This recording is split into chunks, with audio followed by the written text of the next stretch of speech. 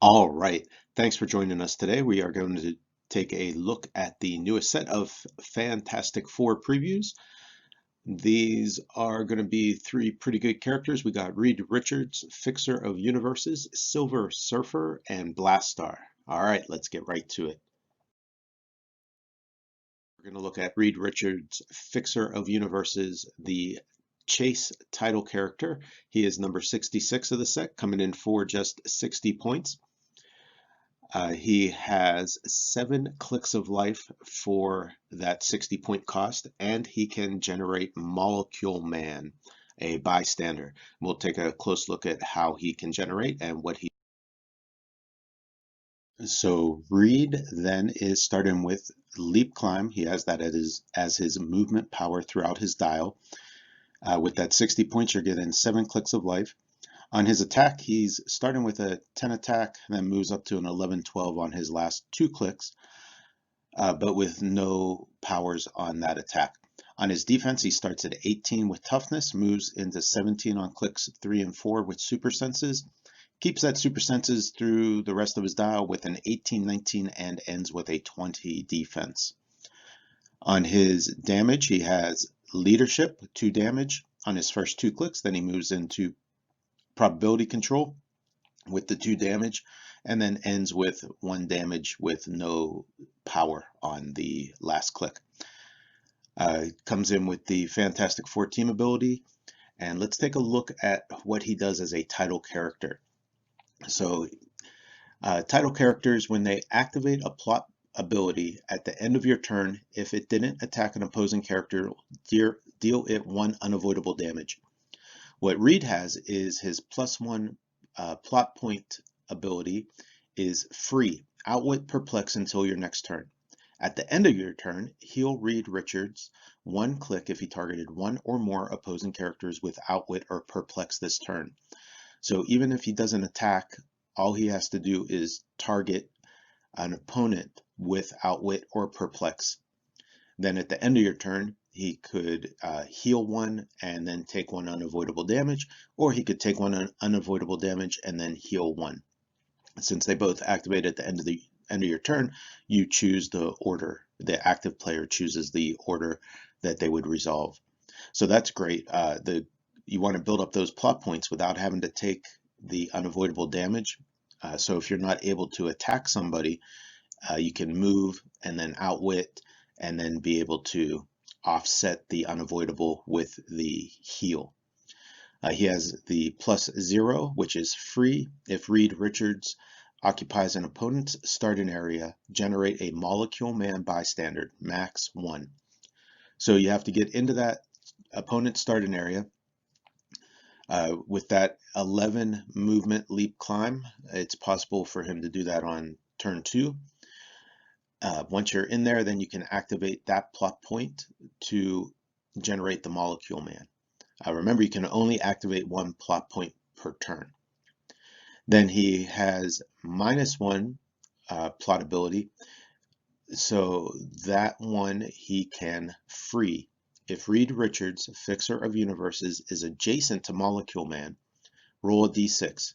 Deal that much unavoidable damage to the lowest point character on an opponent's force.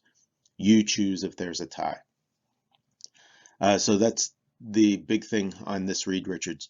You get him into the opponent's starting area, then you can generate a Molecule Man, and then next turn, since you can only activate 1 plot ability per turn, you can start minusing 1 of your plot points to make that roll.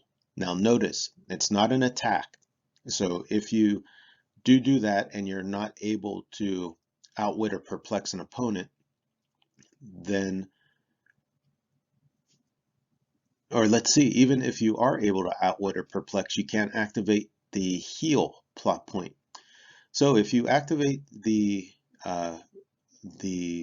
unavoidable damage plot ability, you'll be taking the 1 unavoidable damage since this is a title character, because that roll is not an attack. So if you can't get Reed to actually make an attack that turn, you just activate the free. He will be clicking down his dial. That might be worth it though. The idea on him is to get him over there, generate the Molecule Man, and then start dealing unavoidable damage without having to make an attack, just unavoidable damage to the lowest point character on an opponent's force. Depending on your single D6 rolls, you could just start KOing their lowest point characters and working your way through them. So that's the great thing. That forces your opponent to deal with that 60-point character and waste their turns and attacks doing that. Molecule Man on his own comes in with a 0 movement, but he does have sidestep. He has a 12 range single target, 12 attack with precision strike, 18 defense with energy shield, 1 damage with prob. But if at the end of your turn, if Molecule Man is outside a starting area, KO him. But that 12 range, so he could be sitting back there while Reed is reducing his plot points to do the unavoidable to the lowest point characters. Molecule Man could also be dinging them for 1 halfway across the map. Next, we're looking at Blastaar. He's coming in as number 59 of the set. He has 2 starting clicks, 150 and 75. For 150 points, you're getting 8 clicks. For 75 points, you're getting 5 clicks of life. He has a trait which gives him Force Blast and Super Strength. He has a special speed power which gives him Charge, Run and Shot, and Free, Make a Close Attack. And he has a special attack power giving him Energy Explosion. When he uses it, the characters Blastaar originally targeted are dealt penetrating damage. So he has the ability to deal some penetrating damage through Energy Explosion, not to all the targets, but just to the original targets. He has improved targeting with the 2 circles and the arrow, so he can make range attacks while adjacent to opposing characters. May target adjacent or non-adjacent opposing characters. All right, I really like this style. The cool things on it I want to point out are the concussive blast with the improved targeting. The way that this thing combines, then he can charge. He has a 10 movement on his 150 top click. He can charge in 5 squares, base an opponent, make his attack, and then follow up with Free, Make a Close Attack. So that's the obvious way to use the 2 close attacks right up against each other. What he can also do though is he could run and shot up to adjacency and either shoot that character that he is now adjacent to so that he can follow up with a close attack, or he could run and shot to get adjacent to one character and then target out of adjacency to a different opposing character for his run and shot attack, and then follow up with Free, Make a Close Attack to that character that he's now adjacent to. With the traded Force Blast and Super Strength, he could do that run and shot like we just described, and then knock back the opponent that he shot with Force Blast, and then he can knock back the opponent he is doing the close attack on with the Super Strength. Let's take a look at his dial, and then I'm going to point out the other pieces. He comes in with an 8 range, 2 target. He has Power Cosmic. He flies, and if you do him at 150, he starts with that special speed power with a 10, 9, and 9 on his speed. His attack is a 12, 11, and 11. If you do him at 150, he starts with the special attack power. His defense is impervious with an 18, dropping down to 17 on click 2 and 3. And he'll come in with leadership on his damage with 4, 4, and 3 at that 150 points.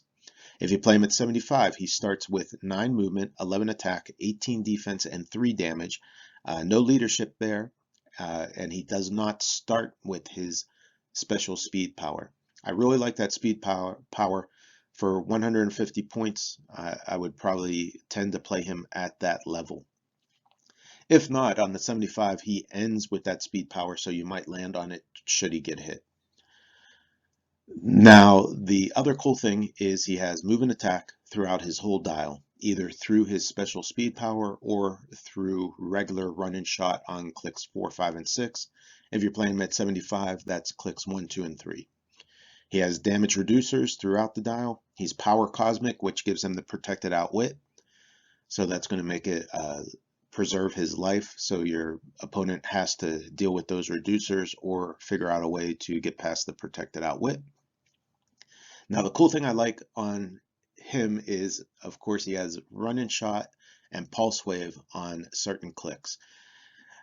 The combination of those two is great by itself, but what I really like on those characters that have run and shot pulse wave is if you can give them force blast on top of it. Sometimes this gets overlooked.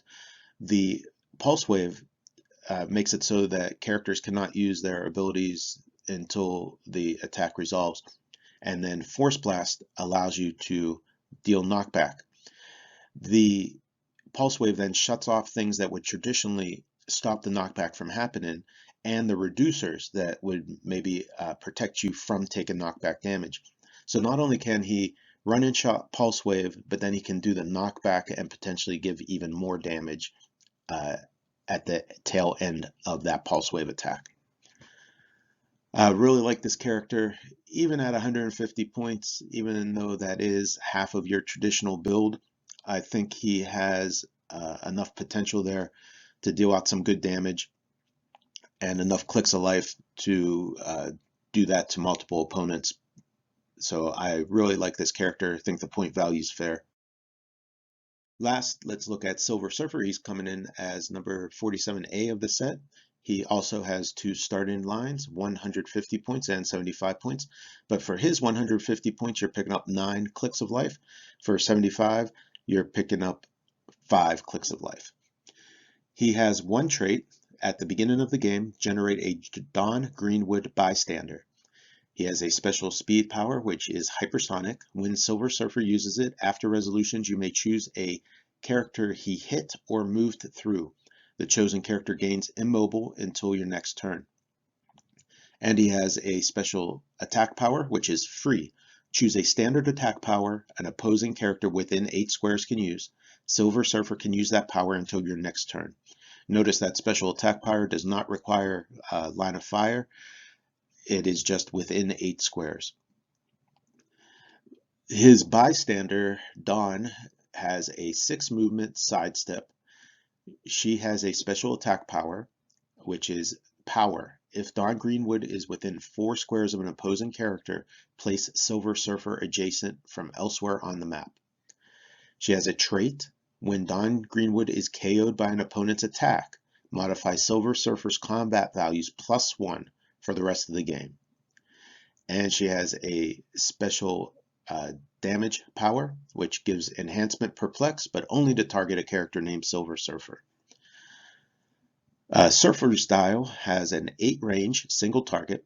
He flies with a 12 movement, 12 attack, 18 invincible, and 4 damage with probability control on his 150 point starting click. If you play him at 75, he starts with 11 movement, 11 attack, 17 defense, and a 3 damage, but he has shape change and invulnerability. Silver Surfer is also power cosmic. I can see play at both of those point costs. At the 150, let's take a look at that one. The 12 movement is great with hypersonic, and then in addition to that, I would run Dawn out there. She can move 6 on her own, then sidestep 2 more to get her a little bit across the map. If your opponent gets about halfway across, Dawn should be within 4. On that next turn, you could power, or actually you'd have to clear her because you wouldn't want to KO her by pushing. But at some point, if your opponent gets within those 4 squares, power action to Dawn to get Surfer next to her, and then he can start attacking through there. Alternatively, you can leave Dawn back, run Surfer out and do his attacks, keep her within enough range so that she can do her enhancement or her perplex. So you have a couple different ways you could use her there. If she perplexes up Silver Surfer, then he can hypersonic out 12 squares And then remember, you would half his range if he hypersonics range attacks. So he could go out 12 and shoot for 4, or you could perplex that range up to a 5. You could perplex his damage up to a 5. So some significant damage, prob behind it, a solid attack value, and a far reach is great. Now, if your opponent deals with Dawn, so they deal with her with an attack and KO her, then Silver Surfer gets +1 on all his combat values for the rest of the game. So that's turning that 17 on his 17 defense on his 75 point value into 18 defense, making his 3 damage that he has on that value into 4 damage, and changing his 11 and 10 attack value into 12 and 11. So it makes him even more solid of a character once Dawn is KO'd. So I like this one, and I can't wait to see what the B version is. I think we're getting a couple different takes on Silver Surfer in this set, so each one has something pretty cool about them. This one I do like, just like the other ones. Our look at this preview of the Fantastic Four figures. Let me know down below what you would do with these ones, how you would team build around them. It seems Reed Richards is the one that has some different opinions on his effectiveness. I personally think it's pretty good. 60 points is not a huge investment, and he's bringing his outwit and perplex with him, even if you don't get him across the map. But with that huge movement, I think you should be able to get him across the map and start taking advantage of the other things that he brings. But let me know what you think. All right, thanks for watching. Check it out. If you dig what we do, go ahead and like and subscribe. Thanks for watching.